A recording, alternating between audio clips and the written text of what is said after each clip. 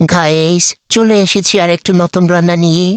তেল ঢেলে নিলাম, এর মধ্যে দিয়ে দেবো পেঁয়াজ আর চিড়ে রাখা কাঁচামরিচ। এবার এটাকে ভালো করে নেড়ে চিড়ে। আচ্ছা, কাঁচামরিচ কি অনেক কম দিয়ে দিয়েছি? ঠিক সমস্যা নেই, কম হোক বেশি হোক আমি তো খাবো। তো এটাকে সুন্দর করে নেড়ে চিড়ে এরপরে এটাকে কি করবো বুঝতে পারছি না। মানে এটাকে আমরা একটু সুন্দর করে ভেজে নেবে, এসব আমাকে দেখাবি। আচ্ছা ঠিক আছে, তো এটা ভাজতে এই যে দেখো এক্সের পরিচা, ওরে বাবা ছেদ করে উঠে, ওরে বাবা। যাক, সমস্যাটা সে যেহেতু এক্স, তাই সে একটু ছেদ করে উঠবে, এটাই স্বাভাবিক। ওসব আমরা গায়ে মাখবো না। আমরা এখন এখানে দিয়ে দেবো হলিউড, দিয়ে দিচ্ছি নুন, আর একটু দেই।